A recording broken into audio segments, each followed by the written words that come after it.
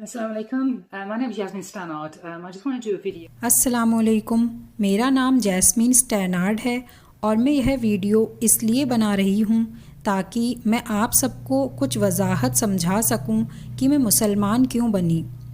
میں نے 5 جولائی 1993 کو شہادہ لیا یعنی اسلام قبول کیا، جو کہ 27 سال پہلے کی بات ہے۔ اس وقت میں لنڈن یونیورسٹی میں لاء کی ڈگری کر رہی تھی۔ جب میں پیچھے دیکھتی ہوں تو مجھے لگتا ہے کہ اسٹوڈنٹ بننے سے پہلے بھی کچھ چیزیں تھیں جو مجھے اسلام کے پیغام کے لیے کھلا بناتی تھیں۔ میری کہانی شروع کرنے سے پہلے میں یہ بتانا چاہوں گی کہ میری پرورش بہت اچھی تھی۔ میرا بہت پیارا اور محبت بھرا خاندان تھا۔ میں ایک عام نوجوان تھی، لیکن کسی وجہ سے مجھے اپنی زندگی سے خوشی نہیں ملتی تھی اور میں اپنے آپ پر فخر محسوس نہیں کرتی تھی۔ مجھے یاد ہے کئی مرتبہ میں رات کو بستر میں ہوتی تھی اور اللہ سے دعا کرتی تھی کہ کیا کبھی ایسا وقت آئے گا کہ میں اپنی زندگی سے خوش ہوں گی، کیونکہ مجھے کوئی آلٹرنیٹیو نظر نہیں آتا تھا۔ ہر کوئی جو کچھ کر رہا تھا میں بھی بالکل وہی کر رہی تھی۔ مجھے اپنی زندگی میں سب لوگوں سے کچھ الگ کرنا تھا۔ مجھے اس وقت نہیں پتہ تھا، لیکن اب جب میں پیچھے دیکھتی ہوں تو مجھے محسوس ہوتا ہے کہ اس وقت میرے اندر ایک طلب تھی کچھ بہت بڑا یا الگ کرنے کی۔ میں کسی اور راستے کی تلاش میں تھی۔ اور ایک اور چیز جو مجھے اسلام کے پیغام کے لیے زیادہ کھلا بنانے میں مددگار ثابت ہوئی وہ تھی کہ میرے آخری اسکول کے سال میں کچھ افسوسناک حادثے ہوئے۔ میرے بہت قریبی انتقال کر گئے۔ سب سے پہلے میرے دادا جنہیں کینسر تھا وہ وفات پائے۔ پھر ایک دوست کا موٹر بائیک ایکسیڈنٹ میں انتقال ہو گیا اور اس کے بعد میرے دوست سے بھی کم عمر کی ایک لڑکی، اس کا بھی انتقال ہو گیا۔ اس کا انتقال استھما کا دورہ پڑنے کی وجہ سے ہوا تھا۔ لیکن سب سے زیادہ اثر جس وفات کا مجھ پر ہوا وہ میری دوست ڈائنا تھی۔ ہم بہت قریبی تھے، ہم اکثر ملتے تھے اور گھومتے تھے۔ ایک دن ہم کلاس کے بعد مزے کر رہے تھے، باتیں کر رہے تھے۔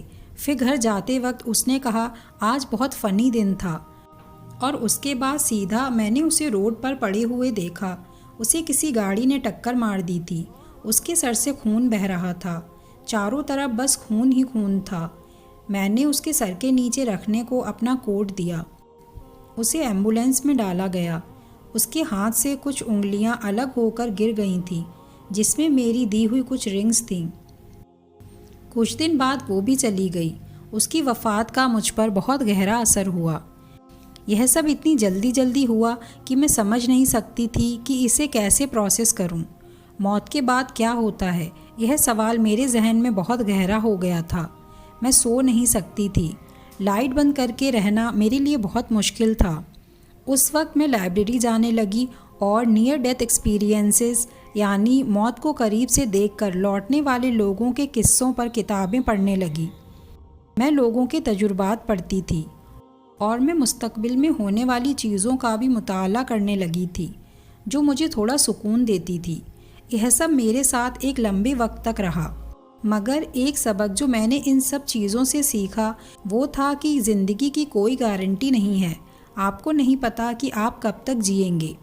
مجھے ہر وقت یہ احساس ہوتا تھا کہ ہر دن میرا آخری دن ہو سکتا ہے۔ پھر جب میں یونیورسٹی میں گئی اور مسلم اسٹوڈنٹ سے ملی تو انہوں نے جب اسلام کا پیغام بتانا شروع کیا تو مجھے محسوس ہوا کہ یہ میرے اندر کی خالی جگہ کو بھر رہا ہے۔ مجھے اسلام کی ساری باتیں جان کر لگا کہ یہی ہے جس کی مجھے تلاش تھی۔